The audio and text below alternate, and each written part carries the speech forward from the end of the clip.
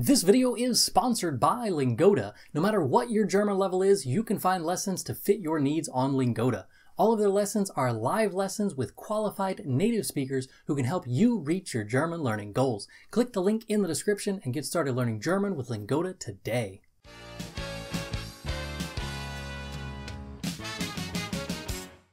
Hallo Deutschlerner!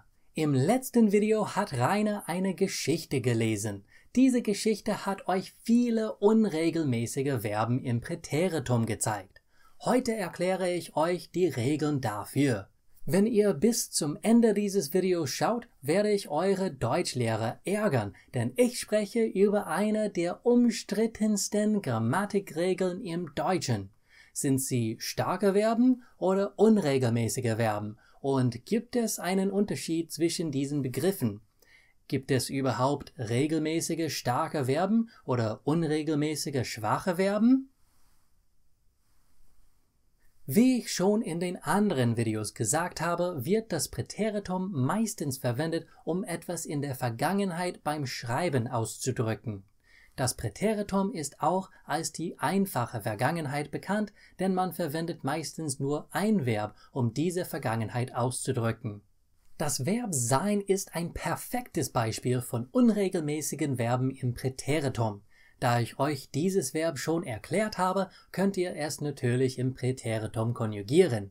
Wenn nicht, werde ich es jetzt wiederholen, um die Regeln für unregelmäßigen Verben im Präteritum klar zu machen. Ich war ein braver Junge. I was a well-behaved boy. Warst du am Wochenende zu Hause? Were you at home on the weekend? Mein Bruder war ein frecher Junge. My brother was a cheeky boy. Wir waren nicht da. We weren't there. Wart ihr in der Schule? Were you in the school? Die Kinder waren in der Küche. The children were in the kitchen. Wie ihr wahrscheinlich sehen könnt, ist war auf keinen Fall sein ähnlich. War ist der neue Verbstamm, den wir in jeder Form sehen können. Für ich und er, sie, es brauchen wir nichts mehr. War genügt. Ich war, er war. Die anderen Endungen sind genauso, wie sie im Präsens sind. Du verlangt st, wir und sie en und ihr t. Jetzt sehen wir noch ein Beispiel an, das Verb geben, to give. Ich gab ihm eine Flasche Wasser.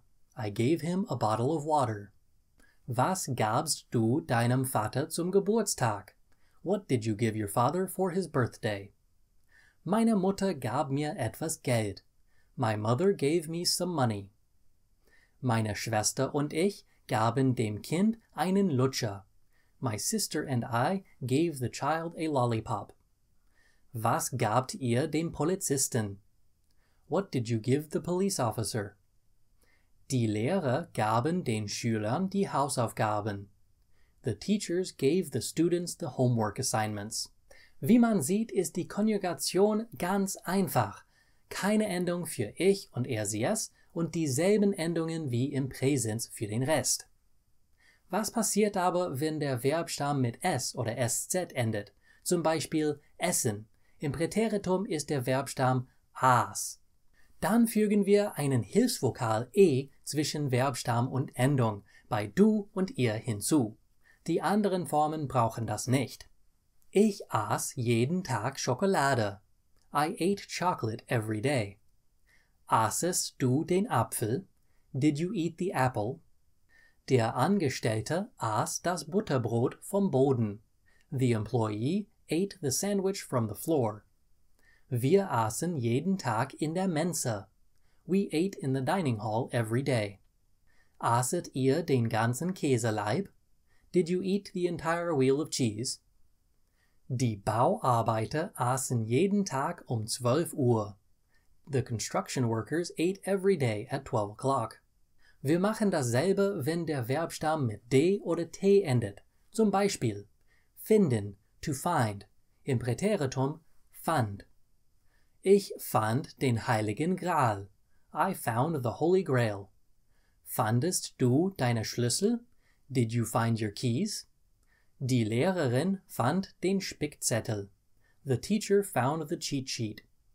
Fandet ihr das vermisstes Kind? Did you find the missing child? Die Archäologen fanden die Mumie. The archaeologists found the mummy. Tun, to do, im Präteritum tat. Ich tat nichts. I did nothing. Was tatest du? What did you do? Er tat, was sie sagte. He did what she said. Wir taten, was wir konnten. We did what we could. Tatet ihr das? Did you do that? Meine Eltern taten alles für mich. My parents did everything for me. Das ist nicht so kompliziert, aber jetzt fragt ihr euch, wie man den Verbstamm wissen sollte, wenn es aussieht, als ob sie komplett willkürlich sind. Sein, war, geben, gab, essen, aß, finden, fand, tun, tat. Werden alle Stammvokale im Präteritum a? Nein, bleiben, blieb. Enthalten alle Verbstämme im Präteritum denselben Konsonant am Ende wie im Präsens? Nein, ziehen, zog. Warum muss alles im Deutschen kompliziert sein? Meiner Meinung nach ist es nicht so kompliziert. Man muss einfach die Muster erkennen. Da ich diese Muster erkennen kann, kann ich normalerweise raten, was ein Verb im Präteritum ist, ohne es zu googeln. Mit ein wenig Übung könnt ihr das auch. Viele Verben, die ei im Verbstamm im Infinitiv enthalten, tauschen diese Buchstaben im Perfekt und Präteritum. Zum Beispiel beweisen, bewies, bewiesen, to demonstrate.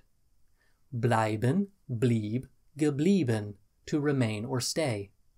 Entscheiden, entschied, entschieden, to decide. Reiben, rieb, gerieben, to rub. Schreiben, schrieb, geschrieben, to write. Schweigen, schwieg, geschwiegen, to be silent. Steigen, stieg, gestiegen, to climb. Treiben, trieb, getrieben, to urge. Vermeiden, vermied, vermieden, to avoid. Seid aber vorsichtig, denn es gibt auch das Verb heißen, das diese Vokale zweimal tauscht. Heißen, hieß, geheißen, to be called. Obwohl die meisten Verben mit ei im Verbstamm diese Vokale tauschen werden, gibt es auch ein paar Verben, die einfach i anstelle ei haben. Zum Beispiel reiten, ritt, geritten, to ride. Schleichen, schlich, geschlichen, to creep. Schneiden, schnitt, geschnitten, to cut. ie wird oft o im Präteritum und Perfekt. Bieten, bot, geboten, to offer. Fliegen, flog, geflogen, to fly. Schießen, schoss, geschossen, to shoot. Schließen, schloss, geschlossen, to shut. Verlieren, verlor, verloren, to lose. Ziehen, zog, gezogen, to pull. Wenn ein Verb e im Verbstamm hat, gibt es zwei häufige Muster. EAO und EAE. EAO. Brechen, brach, gebrochen, to break. Helfen, half, geholfen, to help. Nehmen, nahm, genommen, to take. Sprechen, sprach, gesprochen, to speak. Sterben, starb, gestorben, to die. Treffen, traf, getroffen, to meet. EAE. Essen, aß, gegessen, to eat. Geben, gab, gegeben, to give. Lesen, las, gelesen, to read.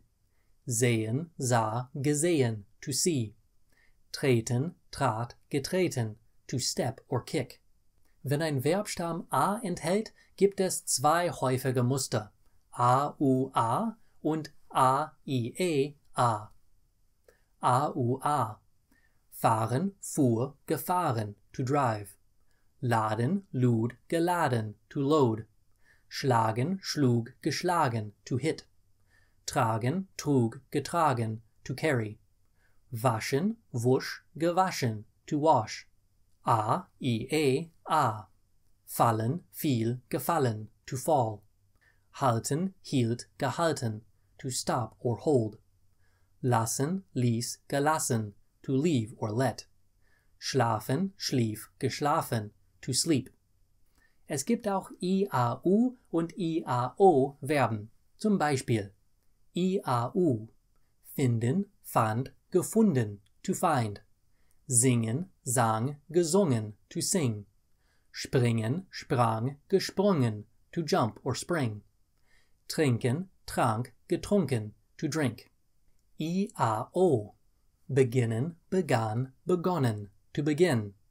Gewinnen, gewann, gewonnen, to win.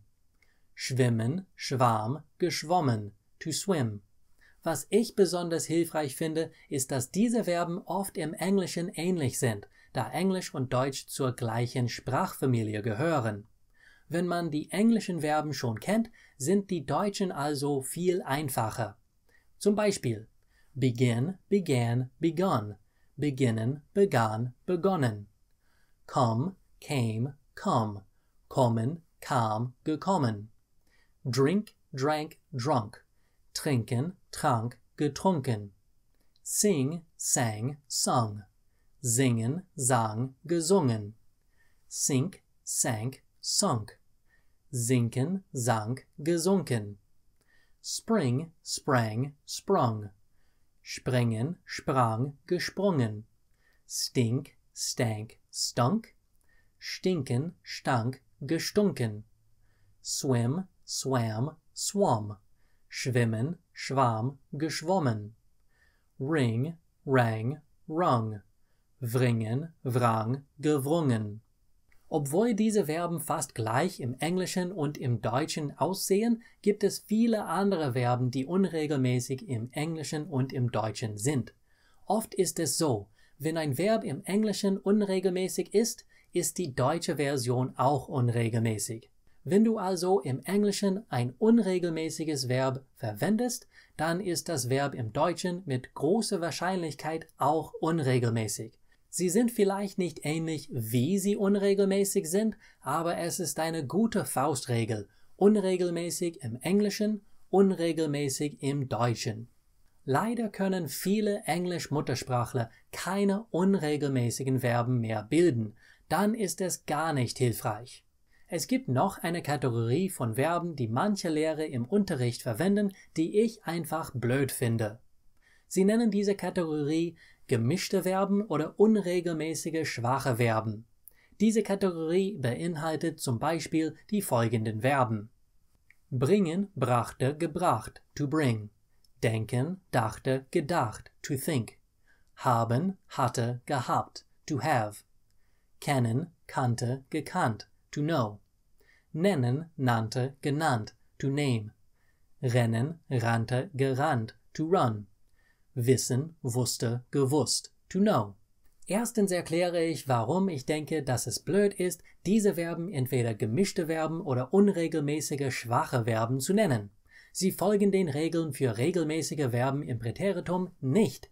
Da die Stämme dieser Verben nicht dieselben wie im Infinitiv sind, heißt das, dass man sie sich einfach merken muss. Meiner Meinung nach sollte der Lehrer sie sich einfach merken, als ob es bloß ein anderes unregelmäßiges Verb wäre. Aber warum nennen manche Lehrer diese Verben so und was sind eigentlich unregelmäßige schwache Verben?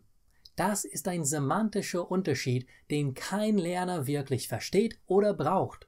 Schwache Verben sind die, die den Regeln folgen. Im Präteritum bedeutet das, dass die Verben mit te-Endungen konjugiert werden und im Perfekt mit t enden. Starke Verben bekommen kein te im Präteritum und enden mit en im Perfekt. Regelmäßige Verben haben keinen Stammvokalwechsel im Präteritum und Perfekt, während unregelmäßige Verben einen haben.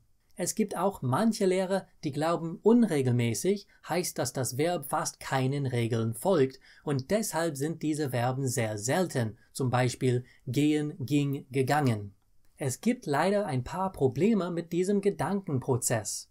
Erstens wollen die meisten Lerner sowas nicht wissen und sie müssen das gar nicht wissen.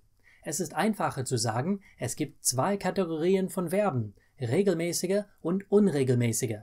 Die regelmäßigen Verben folgen den Regeln und die unregelmäßigen Verben tun, was sie wollen. Ihr müsst sie euch einfach merken. Zweitens, zu viele Lehrer verstehen den Unterschied zwischen stark und unregelmäßig nicht richtig und sie unterrichten falsch, da sie keine Ahnung haben, dass sie nicht recht haben. Drittens gibt es schon genug Sachen, die Deutschlerner sich merken müssen, ohne sie mit schwach und stark, regelmäßig und unregelmäßig zu verwirren. Die einfache Version: regelmäßige Verben tun, was die Regeln befehlen. Unregelmäßige Verben tun etwas Komisches. Wie dieses komische Ding aussieht, kommt darauf an, wie komisch das Verb sein will. Es gibt andere Muster, denen Verben folgen können, aber die ich schon erwähnt habe, sind die häufigsten. Ich habe schon ein paar andere Videos über die Kategorien von unregelmäßigen Verben. In diesen Videos könnt ihr mehr Beispiele sehen, aber ich habe etwas Besonderes für die Leute gemacht, die dieses Video noch schauen. Ich habe die wichtigsten unregelmäßigen Verben sortiert und vorgelesen. Es gibt einen Link in der Ecke dieses Videos, der euch zu diesem Video führt. Wenn ihr online nach deutschsprachigen Unterrichtsstunden sucht, solltet ihr bei Lingoda vorbeischauen. Ihre Lehrer sind Muttersprachler und ihre Lektionen sind fantastisch. Es gibt einen Link in der Beschreibung dafür. Wenn ihr andere Videos mit mir sehen wollt, könnt ihr diese Links anklicken. Im nächsten Video werden wir endlich Rainers Wohnung sehen und er wird darüber sprechen. Das ist alles für heute. Danke fürs Zuschauen. Bis zum nächsten Mal. Tschüss!